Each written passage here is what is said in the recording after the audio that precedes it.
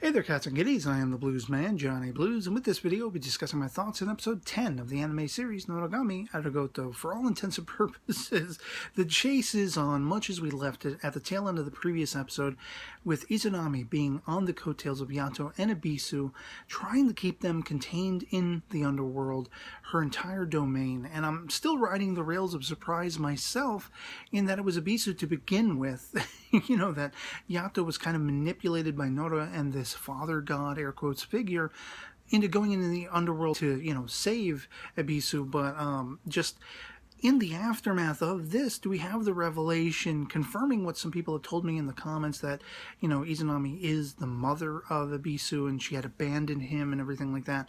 But Ebisu's own words in describing his impetus for doing this, his motivations in doing this, are kind of taking a 180-degree turn from where I assumed it was heading, if we're to take him at his word. He's kind of trying to do something, for lack of a better term, heroic and kind of benevolent, beneficial for mankind, both the near and far shore equivalents, in utilizing this locution brush and the masks that he names these phantoms with to, commandeer and control them so as not to spread destruction, to try to quell all of the destruction they yield. And it's I don't know if I necessarily believe him, but I'm leaning in that direction. And I'm kind of feeling like there must be some sort of, more malevolent, otherworldly effect going on here, whether it's this father god figure who is also manipulating Ebisu into thinking he can accomplish this. And it's very intriguing how we find, expanding on this idea that the gods of the higher pantheon, they're containing Bishamon and the gods of fortune and everything, as we saw, toward the tail end of the previous episode as well. But they're aware that Ebisu has gone into the underworld. They've been aware, per their own dialogue, for a very long time what he's been up to.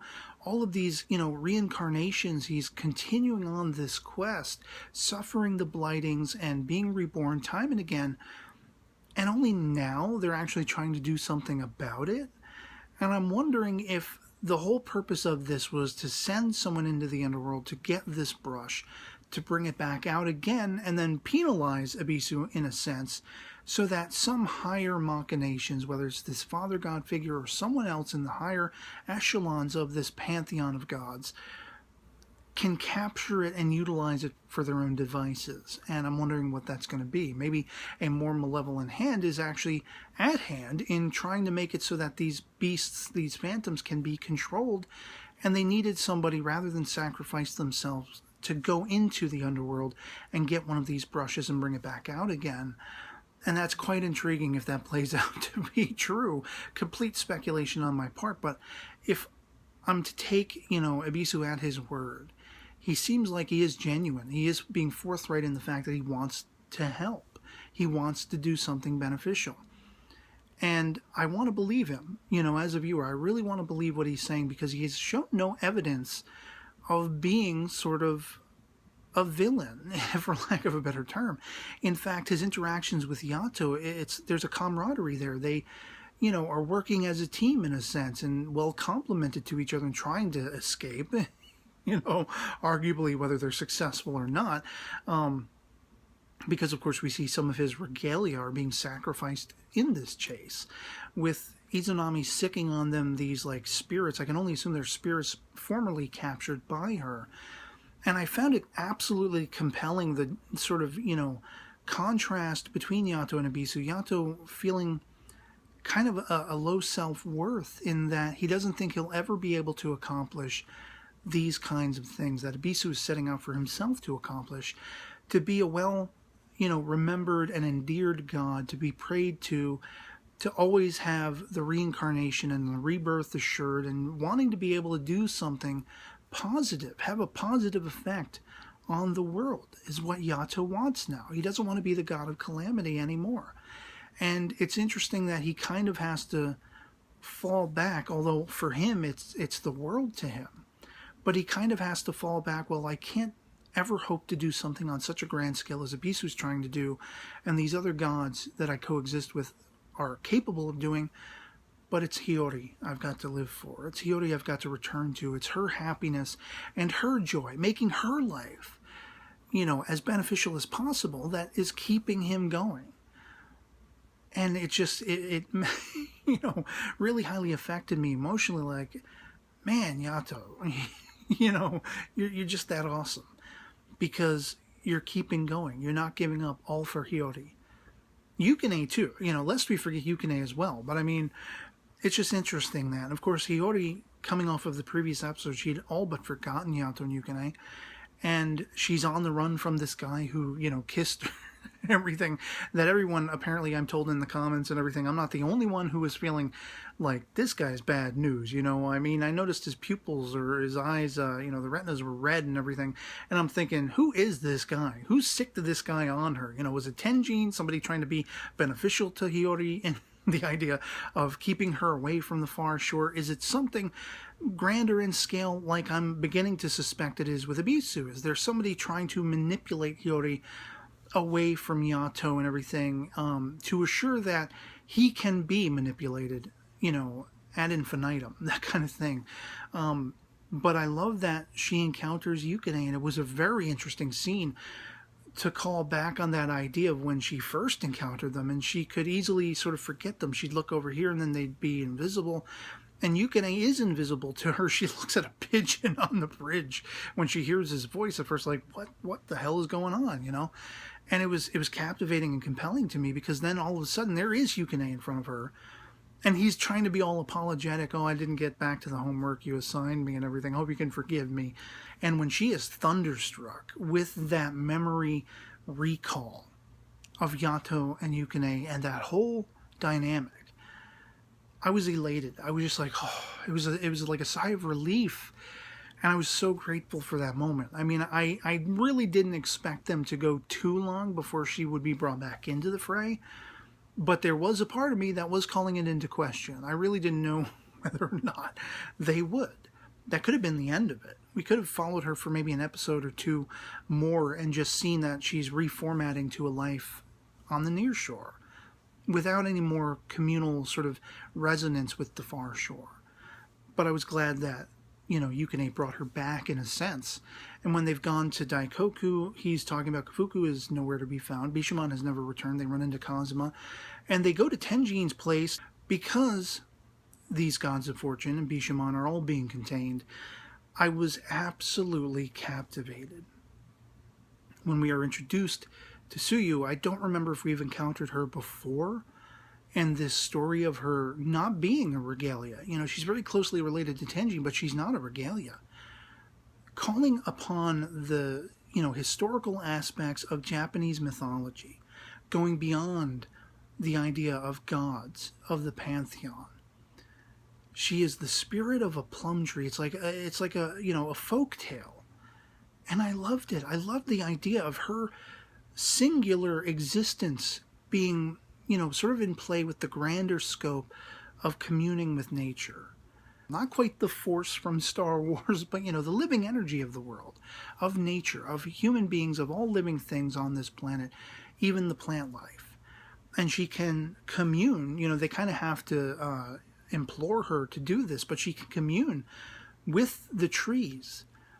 And it is through this process that she figures out where Yato and Nora have gone and where Ebisu has gone into the underworld, where, the direction they took to find the caves and everything, and the caves that they went into subsequently to enter the underworld. And it was just, there was something so beautiful and melodic about this concept to me that it was like the turning point of the episode. It was like such an impactful thing, to me, because it was something, again, that spoke beyond just gods. Just these deities who are never wrong, air quotes, the pomposity there is implied. And so much of exploring that sort of, far shore world, that godly world, is intriguing to me. But the spiritual nature is what speaks to me that much more, because it's an extension of things that surround us in the real world. And whether people are religious and believe in gods or not, you can go out and put your arm and your hand on a tree. You can hug a tree, you know, as the saying goes, before you'll ever be able to sit down and have tea with your God. You know what I'm saying? And so it really spoke to me, that aspect. And I loved seeing Hiyori and Yukine being sort of the first charge in trying to go into the underworld. Now, the underworld is, you know, completely sealed off at this point. Ebisu kind of finds that out the hard way, and Yato is about to be captured. And it seems as though Ebisu is even going to that extent of sacrificing himself for Yato. Yato was like, all right, well, wait a minute, look, do you want to be able to accomplish your goals? You know, do this, that, and the other thing. Okay, well, I see your wish, and we're going to get you the hell out of here. And they're making a run for it again. And I was excited by that, you know, Yato trying to save Ebisu because of how much he looks up to what his goals are. It was, you know, just awesome that. Whether or not they're actually going to escape is another matter entirely. But then we also see that, you know, the gods of fortune and everything, Bishamon, they have their own call to action. I don't know if it's Bishamon's intent to try to break into the underworld as well, which could be all kinds of madcap insane. If she goes on the attack, if, you know, the warrior goddess breaks out the weapons and goes on the attack with Izanami and everything like that, maybe she'll work in tandem with Yato, which would be that much more insane and awesome. Like, I have no idea. You know, but I mean, the idea that these heralds are keeping, or were trying to keep, you know, the gods of fortune and Bishamon in check so that they could have a through line, a direct through line to take Ebisu down, force upon him reincarnation. And, you know, what is it all for is what I'm left with by the end of this episode. What is it all for? Is there some greater machination, some manipulative factor at work? And whom is it? Is it this so-called father god to Yato? Is it his actual father?